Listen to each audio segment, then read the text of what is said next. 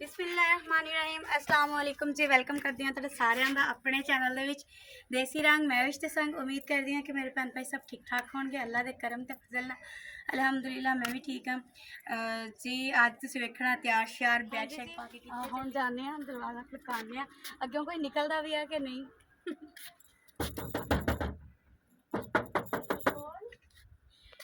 मैं जो दो मोटियां से एक धौन मैं मैविश बोलती रही हूँ। मैविश हाँ, मेरी आवाज़ तो नहीं पहचानिया।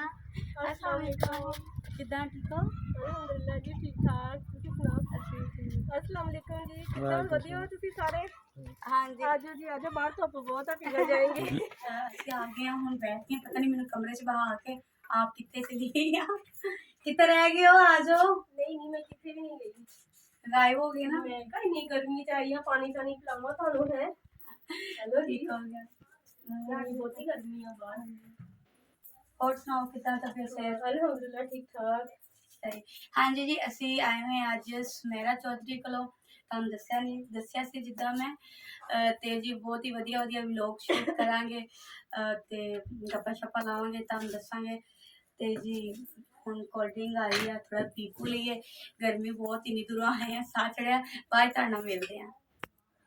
हाँ जी, खाना आ गया है और खाना खुना खा के जी मुरब्बे जाने लोग तुहानू दिखावांगे मुरब्बे दे सोहने सोहने की नज़ारे पिंड दे नज़ारे दिखांगे।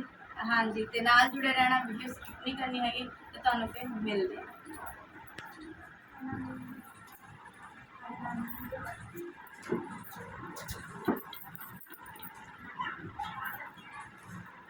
हाँ जी शुरू करो जी मैरिज जी। चलना रोटियां ठंडियां हो जाएंगी। हाँ जी जी, खाना वगैरह खा के तो हुण असीं मुरब्बे दी आए सैर करन। माशाल्लाह जी, गाचा लग्या जानवरों वास्ते ते इधर बहुत ही ज़्यादा फेवरेट मज़ेदार जी गोभी पकदी है जी।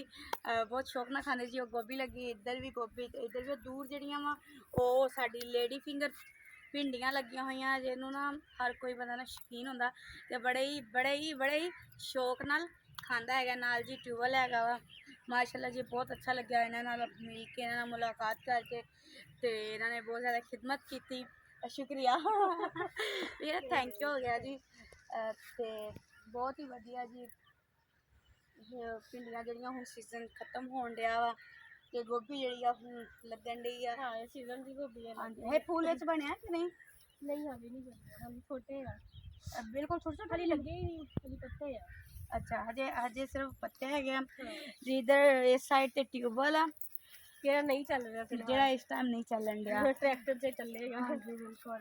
ते आज इन्होंने सब्ज़ मिर्चां लगाईयां होईयां सी ते ओह इन्होंने जी आ वढ के बाद ਜਿਹੜੀਆਂ ਸੁੱਕ ਜਾਂਦੀਆਂ ਉਹ खत्म हो गई और रखियां होईयां वा। ਇਹ ਕਿਹਦੇ ਵਿੱਚ इस्तेमाल ਹੁੰਦੀਆਂ? ये अग बालेंगे, सालन पूरे चूल्हे च बाला करेंगे तवी। अच्छा, तवी च ते चुੱਲ੍ਹੇ ਚ। हाँ चूल्हे का बालना। सही। अच्छा, जानवरां ਦਾ ਜੀ ਚਾਰਾ वगैरह भी ਸਮੈਰਾ ਇੱਥੋਂ ਹੀ? हाँ इतने लेके जानी है। आ सारा चारा लगाया हुआ है जानवरों वास्ते। सही। इधर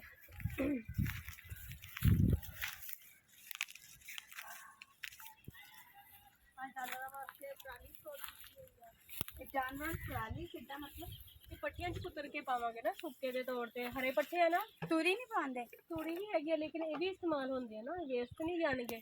ये धाई जेडे है वढ ले उन्होंने उतों ते जेहड़ी पराली वो असीं इकट्ठी करके इत्थे स्टोर कर ली है। ये हुण हरे पट्ठियां दे विच कुतर के पाया करांगे। जानवर बहुत ज़्यादा शौक नाल खांदे, ताइयों इत्थे स्टोर कीती हुई है। अच्छा, वो साइड से वो की मतलब उधर सब्जी लगी हुई है। चलो जी वधिया हो गया। सारे इत्थों मैं पट्ठे लैके आनी, वढ के लैके मिट्टी भी लैके जाइए पट्ठे भी। सही। अच्छा, इधर ਤੁਹਾਡਾ ਇੱਥੇ ਟਿਊਬਲ ਪਾਣੀ ਨੂੰ ਸਹਿਰਾਬ ਕਰਨ ਵਾਸਤੇ ਵੀ ਜ਼ਮੀਨਾਂ ਨੂੰ बिजली तो नहीं है, ट्रैक्टर जो आएगा ना, ट्रैक्टर लैके आते हैं फिर चलाते हैं। सही। चलो ਵਧੀਆ ਹੋ ਗਿਆ। हाँ जी जी, ਅਸੀਂ ਆਏ ਹੋਏ ਸੀ, ਹੁਣ ਅਸੀਂ ਘਰ ਨੂੰ ਚੱਲੇ ਹਾਂ ਜੀ। ਬਹੁਤ ਵਧੀਆ ਲੱਗਿਆ, ਬਹੁਤ ਚੰਗਾ ਜੀ। ਮਾਲ ਡੰਗਰ ਵੇਖ ਕੇ ਬਹੁਤ ਹੀ ਵਧੀਆ ਜੀ। ਉਸ ਤੋਂ ਬਾਅਦ ਘਰ ਬਾਹਰ ਚੱਸ ਆ ਗਈ ਜੀ। ਵਾਕਈ ਬਹੁਤ ਮਜ਼ੇ ਦਾ ਇਹਨਾਂ ਦਾ ਰਹਿਣ ਸਹਿਣ ਵੀ ਹੈ, ਵਾਕਈ ਜਿਹੜਾ ਬਹੁਤ ਵਧੀਆ ਲੱਗਿਆ ਹੈਗਾ।